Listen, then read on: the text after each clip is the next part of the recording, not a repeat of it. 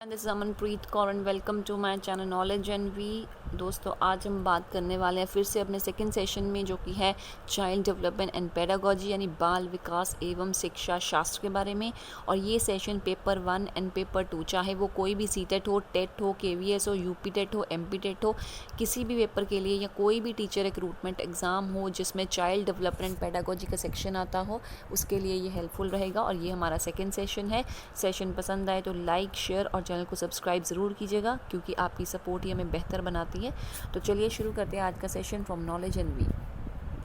तो आज का हमारा फर्स्ट क्वेश्चन है, failure of a child to perform well in class test leads us to believe that. वो कह रहा है अगर कोई बच्चा क्लास टेस्ट में अच्छा परफॉर्म नहीं कर पा रहा तो इसका मतलब क्या है कि हम क्या चीज़ बिलीव करें कि उस बच्चे में क्या कमी आई है। तो नंबर 1 है इसका, assessment is objective and can be use to clearly identify failures. वो कह रहा है असेसमेंट हमारी ऑब्जेक्टिव होनी चाहिए और सिर्फ वो हमें फेलियर्स बताए, नहीं। Number 2, children are born with certain capabilities and deficits, तो नहीं कि भाई हम ये भी नहीं सोचते कि कुछ उनमें कैपेबिलिटीज़ भी होती हैं, हमें डेफिसिट्स, क्योंकि ये चीज़ें क्लास टेस्ट के साथ मैटर नहीं करती। Number 3, there is a need to reflect upon the syllabus, pedagogy and assessment process, कि अगर बच्चे फेल हो रहे हैं तो हम एक बार अपनी सिलेबस, पेडागोजी और असेसमेंट प्रोसेस को देखें। Number 4, some children are deemed to fail, कि कुछ तो बने ही होते हैं फेल होने के लिए, चाहे सिस्टम जितना मर्जी ट्राई कर ले। तो आपका जो सही आंसर होगा इसके लिए होगा ऑप्शन नंबर 3। देखिए, हमने बच्चे के पॉइंट ऑफ व्यू से सोचना है। बच्चा कभी गलत नहीं होता, बच्चे के कभी मार्क्स से थ्रू नहीं सोचना, उसकी रोट लर्निंग के थ्रू नहीं सोचना, उसको दूसरों के साथ कंपेयर करके सोचना, उसको जेनेटिक फैक्टर से नहीं सोचना। हमने खुद को बच्चे की जगह पे रख के सोचना है कि एक बच्चा क्या सोचता है। बच्चा गलत नहीं है, बच्चा ये नहीं है कि बच्चे का दिमाग नहीं है, बच्चा पढ़ नहीं सकता। हम गलत हैं, हमारी पेडागोजी गलत है, हमारे सिलेबस में, हमारे करिकुलम में, हमारी असेसमेंट प्रोसेसेस में कहीं कमी हमारे टीचिंग प्रोसेस में है, बच्चे में नहीं है। हमने इस हिसाब से सोचना है। तो आपका जो सही ऑप्शन होगा वो रहेगा ऑप्शन नंबर 3, कि अगर बच्चा फेल हो रहा है बार बार तो ऑब्वियसली हम कुछ अपना सिलेबस, अपनी पेडागोजी यानी पढ़ाने का तरीका और अपने असेसमेंट प्रोसेसेस कि हम बच्चों को किस तरह से असेस कर रहे हैं उसको एक बार हम रिफ्लेक्ट करें, यानी उसको देखें, उसको चेक करें कि कहीं उसमें तो नहीं कमी जिसके कारण बच्चा फेल हो रहा है बार बार। तो बढ़ते हैं नेक्स्ट क्वेश्चन की ओर। There are a few children in your class who makes error. वो कह रहा है आपकी क्लास में कुछ बच्चे हैं जो हमेशा गलतियाँ करते हैं। Which one of these is most likely to be your analysis of the situation. तो आप अगर उस सिचुएशन को एनालिसिस करना तो आपके लिए सबसे ज़्यादा इसमें सही कौन सी बात होगी। तो आपके ऑप्शंस हैं, the children have more intelligence, के बच्चों में बहुत इंटेलिजेंस होती है, नहीं। हर कोई बच्चा अलग है, कोई इंटेलिजेंस में अच्छा है, कोई पढ़ने में अच्छा है, कोई खेलने में अच्छा है। तो हर एक की अपनी अपनी इंटेलिजेंस है, किसी में कम इंटेलिजेंस भी है, लेकिन इसका मतलब ये नहीं कि वो बच्चा कुछ कर नहीं सकता, वो बच्चा नालायक है। Number 2, the children have not yet been conceptual clarity when there is need for you to reflect on your pedagogy, कि बच्चे को कंसेप्ट की क्लैरिटी नहीं हुई। अब आपका बनता है कि आप अपनी पेडागोजी के ऊपर काम करें। Number 3, the children are not interested in studies and want to create indiscipline, कि बच्चे स्टडीज़ में इंटरेस्टेड नहीं है, वो इसलिए वो इनडिसिप्लिन क्लास में क्रिएट कर रहे हैं, इसलिए उनसे गलतियाँ हो रही हैं उन बच्चों से। वो चाहते हैं कि वो गलतियाँ होती रहें क्योंकि वो पढ़ना नहीं चाहते, नहीं, ये भी नहीं होगा। The children should not have promoted to your class, कि ऐसे बच्चे जो गलतियाँ करते हैं वो आपकी क्लास में प्रमोट नहीं करने चाहिए। तो देखिए, अगर बच्चे बार बार गलतियाँ कर रहे हैं तो ये पिछले क्वेश्चन जैसा ही है, कि इसका मतलब ये है कि हम में कहीं ना कहीं कमी रह गई, बच्चे को कंसेप्ट की क्लैरिटी नहीं हुई। तो हमें अपनी पेडागोजी के ऊपर रिफ्लेक्ट करना पड़ेगा, हमें उसे एक बार देखना पड़ेगा, उसकी जो कमियां हैं उसे ठीक करने पड़ेगी। तो आपका ऑप्शन 2 बिल्कुल सही रहेगा। बढ़ते हैं अपने नेक्स्ट क्वेश्चन की ओर। A teacher wants to ensure that our students are motivated intrinsically, she should. वो कह रहा है अब टीचर ये इंश्योर करना चाहिए कि मेरे बच्चे जी अंदर से मोटिवेटेड है पढ़ने के लिए। तो अब वो उसे क्या करना चाहिए। Number 1, specify uniform standards of achievement for all children. उसे सब बच्चों के लिए एक यूनिफॉर्म स्टैंडर्ड सेट कर देने चाहिए कि बस जो बच्चा 8 नंबर लेके आएगा वो अच्छा इंट्रेंसिकली अंदर से मोटिवेटेड है, जो 5 लेके आएगा वो नहीं मोटिवेटेड। क्या ऐसा करना चाहिए? बिल्कुल नहीं। हमें इस तरह से तो कभी बच्चों को भेदभाव बच्चों में करना नहीं चाहिए। हम अगर इस यूनिफॉर्म स्टैंडर्ड्स को अगर स्पेसिफाई कर देंगे तो हर बच्चा उस पर खरा नहीं उतर पाएगा। Number 2, plan learning activities, okay करते हैं, अच्छी बात है। विद एनफ कन्वर्जेंट थिंकिंग, नहीं, कन्वर्जेंट थिंकिंग के साथ हमने काम नहीं करना, हमने बच्चों के साथ डाइवर्जेंट थिंकिंग के साथ काम करना है। हमने बच्चों को भी अपनी बात कहने का मौका देना है, सिर्फ उनके दिमाग में चीज़ें नहीं भरनी। तो ये पॉइंट नहीं हो सकता। Focus on the process of learning of which individual children rather than on the final outcome. हाँ, इसको हम मान सकते हैं कि हमें अगर बच्चे उसे लगता है कि मेरे बच्चे अंदर से मोटिवेटेड हैं, तो उसे उन्हें मोटिवेटेड करने के लिए उन्हें फाइनल आउटकम पे ध्यान नहीं देना, उसे हर बच्चे को इंडिविजुअल ध्यान देना पड़ेगा, तभी हर बच्चा अंदर से मोटिवेट होगा। And number 4, offer tangible rewards. वो तो एक्सट्रिंसिकली मोटिवेट होगा कि तुम अच्छा काम करोगे तो चॉकलेट मिलेगी, तो वो तो इंट्रिंसिकली से बात बाहर ही हो गया। तो आपका सही ऑप्शन रहेगा ऑप्शन नंबर 3। अब बढ़ते हैं नेक्स्ट क्वेश्चन की ओर। Which one of the following statements best describes why children should be encouraged to ask questions in the class? वो कह रहा है इसमें से कौन सी स्टेटमेंट आपको ये बता रही है कि बच्चों को क्यों इनकरेज करना चाहिए, उठो, क्वेश्चन पूछो, प्रश्न पूछो टीचर से, अपने माइंड के डाउट्स क्लियर करो, क्यों? नंबर 1, वो कह रहे हैं क्वेश्चन इंक्रीज़ करते हैं क्यूरियोसिटी ऑफ द चिल्ड्रन। जो क्वेश्चंस होती हैं वो क्यूरियोसिटी इंक्रीज़ करते हैं बच्चों की, कि बच्चे पूछेंगे तो क्यूरियोसिटी आएगी। नहीं, कई क्वेश्चंस ऐसे होते हैं जो सिंपल होते हैं, उनमें कुछ क्यूरियोसिटी नहीं होती। Number 2, children can be made to realise that they lack intelligence, कि बच्चों के उन्हें समझ नहीं है इसलिए आप पूछो। By making them think of all the things they don't know about, मतलब जिन चीज़ों का नहीं पता तो हमें उन्हें रियलाइज़ करना है कि तुम में समझ नहीं है, इसलिए तुम्हें इन चीज़ों का नहीं पता, तो तुम खड़े होकर क्वेश्चन पूछो। नहीं, हमने बच्चों में ये बात नहीं डालनी कि तुम में समझ नहीं है, बच्चों में समझ है, उस समझ को डेवलप हम टीचर्स ने करना है। Number 3, questions take learning forward by interactions and lead to conceptual clarity. वो कहता है क्वेश्चंस क्या होते हैं, लर्निंग को आगे लेके जाते हैं बाय इंटरेक्शन। वो टीचर के साथ, दूसरे बच्चों के साथ जब क्लास में खड़ा होकर पूछेगा, उसका एक आंसर टीचर भी देगी, कोई और बच्चे भी देंगे, तो इंटरेक्शन से उसकी लर्निंग आगे बढ़ेगी और उसको कंसेप्ट की ज़्यादा क्लैरिटी होगी। बिल्कुल, ये पॉइंट बिल्कुल सही है। और लास्ट है, children need to practice their language skills, कि बस अपने लैंग्वेज स्किल्स को अच्छा करना है इसलिए क्वेश्चन पूछो, वो तो कोई बात ही नहीं हुई। तो आपका सही ऑप्शन होगा नंबर 3, कि अपनी लैंग्वेज मतलब टेक लर्निंग फॉरवर्ड करते हैं, क्वेश्चन अपनी लर्निंग को बढ़ाते हैं और आपकी कंसेप्ट को क्लियर करते हैं। नेक्स्ट क्वेश्चन है हमारा, विच one of the following assessment practices will bring out the best in students. वो कह रहा है इनमें से कौन सी असेसमेंट अगर हम प्रैक्टिस करें तो बच्चों में से बेस्ट निकल के आएगा। नंबर 1, विच स्टूडेंट्स आर यहाँ पे विच नहीं वैन आना था। When students are required to reproduce facts as tested by multiple choice questions, कि बच्चों को बस ये कहा जाए कि भाई तब ये बच्चे अपना बेस्ट देंगे जब हम उन्हें कहेंगे कि हाँ ये रिप्रोड्यूस करो फैक्ट्स को, मतलब देखिए हम कि बच्चों ने ये कैसा किया है, उन्हें मल्टीपल चॉइस क्वेश्चंस देकर। नहीं। Number 2, when the emphasis is laid upon positive correlation between test scores and student ability, ये देखा जाए कि ये बच्चा इतना कर सकता है लेकिन ये 9 नंबर लेके आ सकता है, ठीक है ना, मतलब positive correlation between test score और स्टूडेंट की एबिलिटी, कि ये बच्चा 9 नंबर लेके आ सकता है लेकिन ये 6 नंबर लेके आया है, तो ये असेसमेंट प्रैक्टिस आप लेके चलेंगे बच्चे में से बेस्ट निकालने का। नहीं, क्या पता कौन सी उसकी प्रॉब्लम हो कि जिस कारण बच्चा पढ़ नहीं पाया, या बच्चे को आपकी कंसेप्ट की क्लैरिटी नहीं हुई, या बच्चे ने ध्यान नहीं दिया, या आपकी पेडागोजी सही नहीं थी, आपका सिलेबस, आपका करिकुलम सही नहीं था, जिसके कारण वो चीज़ कोरिलेट नहीं हो पाई। Number 3, when the conceptual change and the students alternative solutions are assessed through several different modes of assessment। हाँ, जब आप अलग अलग तरीके से when the conceptual change and students alternative, कि आप थोड़ा थोड़ा अपने कंसेप्ट को अगर चेंज करेंगे और स्टूडेंट के जो अल्टरनेटिव जो बच्चे उसका सोल्यूशन लेके आएंगे, अगर आप उसको असेस करें अपने अलग अलग मेथड्स ऑफ असेसमेंट से, तब आप बच्चों में से बेस्ट निकाल पाएंगे। जैसे आपने एक प्रोजेक्ट करा दिया, फिर आपने अपनी तरफ से कोई बात उन्हें कोई प्रोजेक्ट की, वो अब उस प्रोजेक्ट के ऊपर अपने पॉइंट्स लेके आए, ठीक है ना, उन पॉइंट्स को फिर आपने उनको उस जो वो पॉइंट्स लेके आए उसके थ्रू आपने अलग अलग असेसमेंट के तरीके लाए उनको असेस करने के लिए। Number 4, when the marks obtained and positions secured by the student in the class are the ultimate determinants of the success। हमने कभी भी बच्चे के असेसमेंट में मार्क्स और पोजीशन की बात तो करनी ही नहीं है। बच्चे के लिए जो मार्क्स हैं वो ज़रूरी नहीं है, पोजीशन ज़रूरी नहीं है, उसको समझ आना, रोट लर्निंग नहीं, एक्चुअल लर्निंग ज़रूरी है। तो आपका सही आंसर होगा ऑप्शन नंबर 3। नेक्स्ट क्वेश्चन है, learners can not learn unless. वो कह रहा है लर्नर्स कभी लर्न नहीं कर सकते, कब तक, जब तक they are taught according to the needs of the social aims of education. जब तक उन्हें मतलब सोशल एम्स ऑफ एजुकेशन की हमने क्यों पढ़ाई करनी है, हमारे पढ़ाई करने का सोशल एम क्या है, उन्हें उस हिसाब से ना पढ़ाया जाए। Number 2, they know that the material being taught will be tested in the near future, कि उन्हें पता हो कि आज हमें मैडम जो पढ़ा रही है वो कल को टेस्ट होगा। तो क्वेश्चन देखिए ध्यान से क्या है, लर्नर्स कैन नॉट लर्न, जब तक हम ये ना करेंगे जब तक मतलब दे नो, ये नहीं पता होगा कि जब तक ये जो मैं किताब पढ़ रहा हूँ ये कल को मेरा टेस्ट होगा। Number 3, they are prepare to learn, जब तक उन्हें प्रिपेयर नहीं किया जाएगा लर्न करने के लिए। कहते हैं ना, आपका मन होता है तो आप काम करते हैं, आपका मन नहीं होता तो आप काम नहीं करते हैं, आपका दिल नहीं करता तो आपको अपने आप को पहले कोई काम करने के लिए प्रिपेयर करना पड़ता है, अपना माइंड सेटअप करना पड़ता है, ये बात हो सकती है।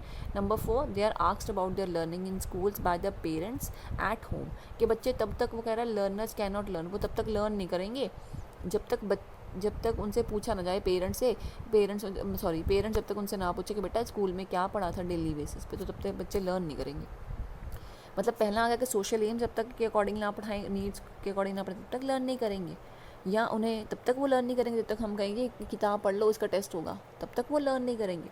नहीं, आपका ऑप्शन नंबर 3 बिल्कुल सही रहेगा कि they are prepare to learn, जब तक अब उन्हें हम लर्न करने के लिए प्रिपेयर नहीं करेंगे, उन्हें मोटिवेट नहीं करेंगे, तब तक वो लर्नर्स कभी भी लर्न नहीं कर पाएंगे, कुछ नहीं सीख पाएंगे बच्चे। Next question, class 7 student make errors in mathematics, एक क्लास 7 का बच्चा है, वो मैथमेटिक्स में बहुत गलतियाँ करता है, तो एज अ टीचर, अगर आप टीचर हैं तो यू वुड, आपको क्या करना चाहिए। Number 1, provide the student the correct answer. मैं जी मैथमेटिक्स की टीचर हूँ, मैं तो चलो एक्चुअल में भी मैं तो एक्चुअल में भी मैथमेटिक्स की हूँ, तो चलो मैं ये कहती हूँ कि मेरे क्लास में जो बच्चा है वो बहुत गलतियाँ कर रहा है, तो मुझे क्या करना चाहिए। Provide the student correct answer, अरे तुम क्वेश्चन गलत कराए, ये लो मैंने तुम्हें सही आंसर दे दिया, बेटा इसका सही आंसर 32 नहीं है, इसका सही आंसर 36 है, ये करना चाहिए। नंबर 2, अलाउ कर दूँ कि ये कैलकुलेटर यूज़ कर लो, allow the student to use calculator, अरे बेटा तुमसे काम नहीं होता, ये तुमने गलत कर दी कैलकुलेशन, जाओ इसको कैलकुलेटर पे कैलकुलेट करके आओ, ऐसा करूँगी। Number 3, ask students to use alternative method, कि कोई और मेथड यूज़ करो, और redo it to find out errors on his or her own, या मैं उसे कहूँगी बेटा ये मेथड अगर आपको मुश्किल लग रहा है, इससे आपकी गलती होगी, तो आप ये मेथड अप्लाई करके देखो ज़रा चेक करो, इससे भी क्या यही आंसर आ रहा है। Number 4, show the student where the errors were made and ask students to read it, कि मैं उसे सीधा बता दूँ कि बेटा ये आपने गलती यहाँ कर दी, मल्टीप्लाई करना था आपने डिवाइड कर दिया, और चलो इसको दोबारा करके आओ। तो आप खुद सोचिए मैं क्या करूँगी। अगर मैं तो देखिए थर्ड ऑप्शन लूँगी कि मैं बच्चे को बोलूँगी बेटा एक बार इसको ऑल्टरनेटिव मेथड भी है, इसे यूज़ करके देखो, क्या इससे देखो यही गलती दोबारा हो रही है। अगर वो फिर से वही गलती होगी तो मैं उस क्वेश्चन को पर्सनली चेक करूँगी, लेकिन एक मौका बच्चे को भी देना चाहिए अपनी गलती को सही करने का। तो आपका ऑप्शन 3 बिल्कुल सही रहेगा। Next, which one of the following statements do you agree with, आपके अकॉर्डिंगली इनमें से कौन सी जो बात है वो बिल्कुल सही है। अ चाइल्ड फेल, वो कह रहा बच्चा इसलिए फेल होता है because the government is not giving enough technological resources in the school, कि टेक्नोलॉजिकल रिसोर्सेज नहीं है हमारे स्कूल्स में, स्मार्ट बोर्ड्स नहीं है। अब जो पुराने गवर्नमेंट स्कूल्स हैं वहाँ पे तो अभी तक बैठने के अरेंजमेंट नहीं है, तो टेक्नोलॉजी स्मार्ट बोर्ड्स कहाँ से आ जाएंगे। कहीं में तो पंखे नहीं है, एक पंखा चलता है क्लास में, तो कहीं में तो वो भी नहीं है, कहीं में बैठने के लिए जगह नहीं है।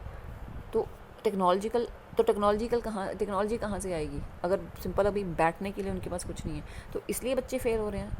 नहीं, बच्चे ने अपने दिमाग से पढ़ना है, पढ़ाने वाले ने पढ़ाना है और पढ़ने वाले ने पढ़ना है।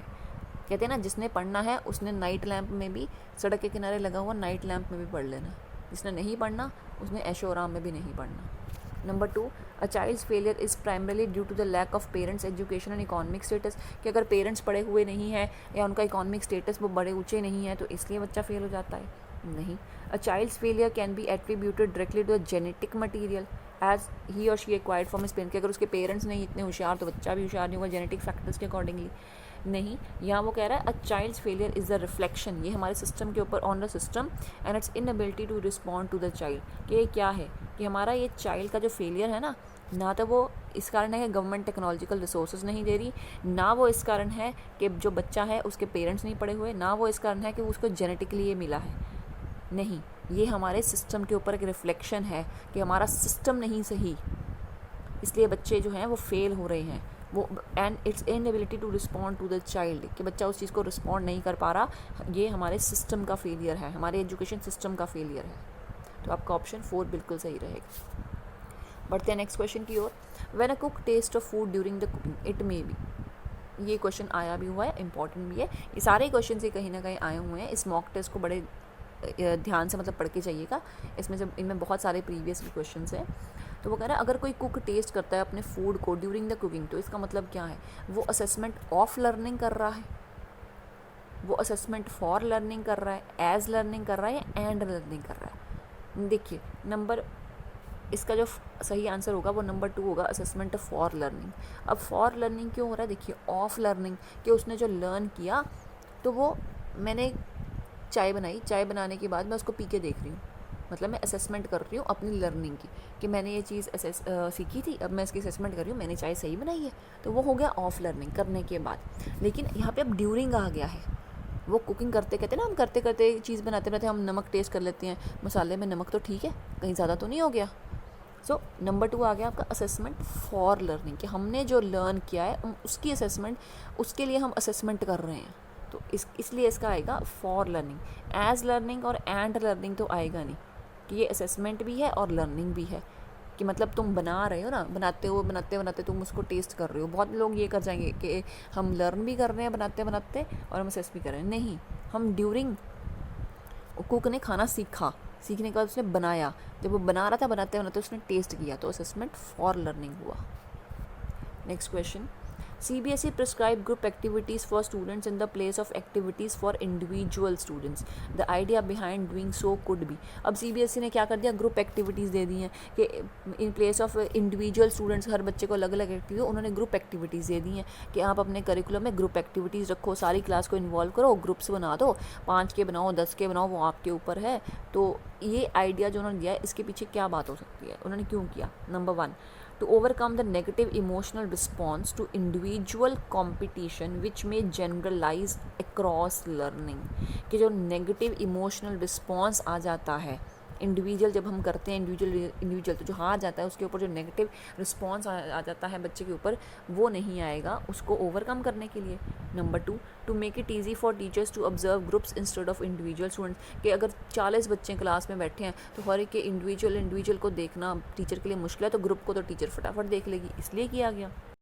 जी हाँ, ऑप्शन 2 है to make it easy for the teachers to observe groups instead of individual students, कि भाई अगर हम ये कहें कि भाई टीचर अलग अलग बच्चे को असेस करना मुश्किल होगा, ग्रुप को तो जल्दी जल्दी हर कोई असेस कर लेता है, टाइम कंज्यूमिंग नहीं होगा, इसलिए किया गया।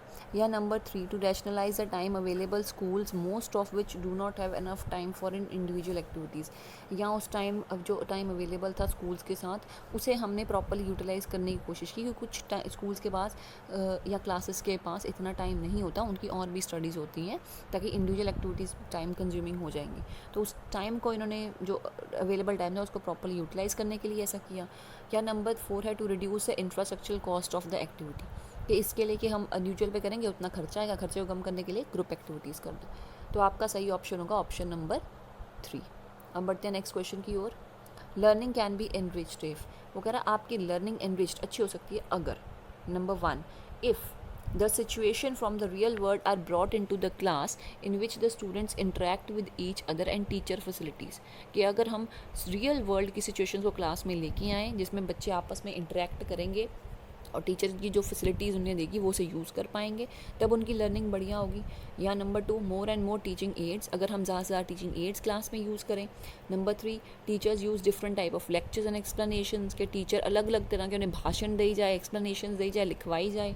या number 4, due attention is paid to periodic test, के जो पीरियोडिक टेस्ट हम लोग लेते हैं उसके ऊपर अगर हम अच्छी तरह से उनके ऊपर काम करेंगे तब। तो हमने लर्निंग को करना है, लर्निंग हमेशा आपकी रियल वर्ल्ड के साथ कनेक्ट होनी चाहिए, आपकी रियल लर्निंग के साथ होनी चाहिए। तो अगर आप रियल वर्ल्ड को लेके आ सकते हैं क्लास में, उस सिचुएशन को क्रिएट कर सकते हैं, तब बच्चों की लर्निंग है वो ज़्यादा बेहतर होगी। तो आपका ऑप्शन 1 इसके लिए सही रहेगा। Next question, when a child responds to all women who wear black suit because of the black suit of her mother, it is example of, वो कह रहा है वो जिस भी एक बच्चा है जो रिस्पॉन्ड करता है हर लेडी को जिसने ब्लैक सूट पहना होता है, क्योंकि उसकी मदर ने भी ब्लैक सूट पहना होता है इसलिए उसकी मदर के पास भी है, तो वो उन्हें एक मतलब सेम समझता है, समझ लिए एक तरह से। तो ये किस चीज़ का एग्जाम्पल है, इंटरनल इनहिबिटेशन, जनरलाइजेशन, एसिमिलेशन या ऑल ऑफ दीज। तो इसका आंसर रहेगा नंबर 2, जनरलाइजेशन। अब जनरलाइजेशन क्योंकि जनरल है, उसके माइंड में बैठ गया ये ब्लैक सूट है, कि मेरी मम्मी ब्लैक सूट पहनती है हर 3 दिन के बाद या हफ्ते में 2 बार, तो जिसने ब्लैक सूट पहना है वो मेरी मम्मी की तरह है। तो ये जनरलाइजेशन का एग्जाम्पल हुआ। Next question, all of the following facts indicate that a child is emotionally and socially fit in the class except, ये सब चीज़ें बताएंगे कि बच्चा इमोशनली और सोशली फिट है क्लास में, एक्सेप्ट कौन सी बातों से, develop good relation with peers, अगर वो अपने साथ वाले बच्चों के साथ अच्छा रिलेशन डेवलप कर रहा है तो इसका मतलब वो बच्चा इमोशनली और सोशली फिट है। Number 2, concentrate on and persist with challenging task, कि वो चैलेंजिंग टास्क को प्रॉपर कॉन्सेंट्रेशन के साथ उन्हें निभा रहा है। नंबर 3, वो जॉय और anger manage both Joy and anger effectively, अपने गुस्से और अपनी खुशी को अच्छी तरह से वो मैनेज कर पा रहा है। Number 3, concentrate persistently on competition with peer, कि उसके पीयर, उसके साथ वालों के जो उसके साथ उसका कॉम्पिटिशन है उसके ऊपर वो कॉन्सेंट्रेट कर रहा है परसिस्टेंटली। तो सोचिए इसका सही आंसर क्या होगा। तो उसका सही आंसर होगा ऑप्शन नंबर 4, कि अगर वो अपने पीयर्स के साथ जो कंपटीशन है उसके ऊपर वो प्रॉपरली कॉन्सेंट्रेट कर रहा है, दैट मीन्स कि वो बच्चा इमोशनली और सोशली फिट है उस क्लास में। एक्सेप्ट है, उन्होंने पूछा एक्सेप्ट, अगर ऐसा देखिए गुड रिलेशन, सॉरी थोड़ी कन्फ्यूजन हो गई कि क्वेश्चन था all of the following facts indicate that the child is emotionally and socially fit, कि बच्चा इमोशनली और सोशली भी फिट है। देखिए नंबर 1, अगर वो गुड रिलेशंस बना रहा है पीयर्स के साथ। नंबर 2, अगर वो कॉन्सेंट्रेट कर रहा है अपने चैलेंजिंग टास्क के ऊपर, इसका मतलब ये है वो सोशली और इमोशनली फिट है। Number 3, manage both anger and Joy effectively, कि अगर वो अपने एंगर और जॉय को इफेक्टिवली मैनेज कर रहा है इसका मतलब वो सोशली और इमोशनली फिट है। लेकिन ये कोई बात नहीं हुई कि अगर हम कहें कि वो सिर्फ कंपटीशन के ऊपर अच्छी तरह से ध्यान दे रहा है तो वो बच्चा इमोशनली एंड सोशली फिट है। नहीं, एक्सेप्ट पूछा था, अगर एक्सेप्ट ना पूछा होता तो इंडिकेट, कौन सी बात इंडिकेट करती हैं, तीनों बात इंडिकेट करती हैं ऊपर वाली, लेकिन फोर्थ बात जो है वो इंडिकेशन इस बात की नहीं देती। Next question, in a learning process mistakes are, वो कह रहा है जब हम कोई चीज़ सीखते हैं उसमें हमारी मिस्टेक्स क्या हैं। Are not very important, important नहीं है। एज इंपॉर्टेंट एज सक्सेस, हमारी जीत की तरह इंपॉर्टेंट है। मोर इंपॉर्टेंट देन सक्सेस, हमारी जीत से ज़्यादा इंपॉर्टेंट है, या नन ऑफ द अबव। तो आपका सही आंसर होगा मोर इम्पॉर्टेंट देन सक्सेस, हमारी जो गलतियां हैं वो हमारी सक्सेस से ज़्यादा इंपॉर्टेंट है, क्योंकि इंसान गलतियों से ही सीखता है। बच्चा एक बार गलती करेगा, 2 बार गलती करेगा, जब जो अपने हाथों से सपोज आप ले लीजिए एक मैथमेटिक्स का सम है, बच्चे ने एक बार सॉल्व किया, नहीं आया, राइट, 2 बार, अब आप ले लीजिए मेरा ही एग्जाम्पल है, मैंने अपने जो क्लास के स्टूडेंट्स के साथ ऐसे ही किया था, क्वेश्चन नहीं सॉल्व हो रहा था तो मैंने उसे कहा बेटा आप इसे दोबारा करो, उसने एक बार किया नहीं हुआ, 2 बार किया, कहता मैम नहीं हो रहा, मैंने कहा ऑल्टरनेटिव मेथड यूज़ कर लो तो तुम्हारा ये सॉल्व हो जाएगा। तो उस टाइम भी वो चीज़ सॉल्व नहीं हुई, तो एक बार करने के बाद सॉल्व नहीं हुई, 2 बार करने के बाद सॉल्व नहीं हुई, लेकिन जब उसने 4 बार सॉल्व की ना तो वो जो उसका सम था वो सॉल्व हो गया। तो हमारी जो गलतियां हैं वो हमारी सक्सेस से ज़्यादा इम्पॉर्टेंट हैं, they are more important than success. तो हमारा क्वेश्चन था in the learning process mistakes are not very important as success, जितना सक्सेस इंपॉर्टेंट है उतनी इंपॉर्टेंट है, या मोर इम्पॉर्टेंट है, मोर इम्पॉर्टेंट है, क्योंकि अब उस बच्चे ने जो 4 बार क्वेश्चन सही करके जो सही किया ना, अब वो उस क्वेश्चन को कभी गलत नहीं करेगा, क्योंकि उसकी गलती ने उसे सिखा दिया। तो इसलिए they are more important than success. एक बार मैं कर लेता तो शायद अगर उसका आंसर आया था वो क्या पता अगली बार वो कंसेप्ट भूल जाता, लेकिन जिस क्वेश्चन की वो कहते हैं ना उसके पीछे पड़ता है जब तक वो सॉल्व ना हो, तो वो अब उस कंसेप्ट को, उस मेथड को कभी नहीं भूलेगा। नेक्स्ट क्वेश्चन, ये हमारे इस सेशन का लास्ट क्वेश्चन है। The first American psychologist to introduce the concept of the enforcement for learning, जिसने एनफोर्समेंट फॉर लर्निंग का कंसेप्ट दिया था, फर्स्ट अमेरिकन साइकोलॉजिस्ट वो कौन थे? B.F. Skinner, E.L. थॉर्नडाइक, ग्लिथरिक या नन? तो आपका सही ऑप्शन रहे। तो जी हाँ, ये तो था हमारा आज का session on child development pedagogy, यानी बाल विकास और शिक्षा शास्त्र के बारे में, जिसमें हमने कुछ अपने पुराने क्वेश्चंस को कवर किया। सेशन पसंद आया हो तो वीडियो को लाइक और शेयर ज़रूर कीजिएगा, और चैनल को सब्सक्राइब करना मत भूलिएगा, और साथ में बेल आइकन को प्रेस ज़रूर कर दीजिएगा ताकि आने वाले टाइम में आपको नोटिफिकेशंस टाइम पे मिल सके। तो क्योंकि आपका सपोर्ट ही हमें बेहतर बनाता है हमेशा। तो चलिए अब तक के लिए इतना ही, मिलते हैं अपने नेक्स्ट सेशन में, वो जो फिर से होगा चाइल्ड डेवलपमेंट पेडागॉजी के ऊपर। तो this is Amanpreet Kaur signing off.